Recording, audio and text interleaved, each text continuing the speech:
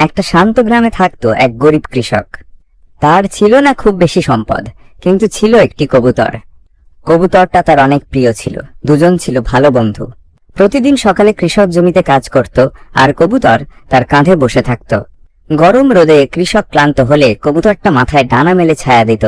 একদিন এক বনের লোক এসে সেই কবুতরকে কিনতে চাইল অনেক টাকায়, কিন্তু কৃষক বলল, এটা আমার বন্ধু, টাকা দিয়ে বন্ধুত্ব বিক্রি হয় না। বছর ঘুরে খরা এলো, কৃষকের জমিতে ফসল উঠল না। কবুতর প্রতিদিন উড়ে গিয়ে কিছু খাবার এনে দিত।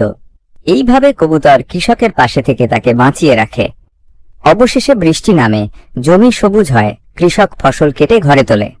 কৃষকের মুখে হাসি ফোটে। সে বুঝে যায় সত্যিকারের সম্পদ টাকা নয়, সত্যিকারের সম্পদ ভালোবাসা আর বন্ধুত্ব।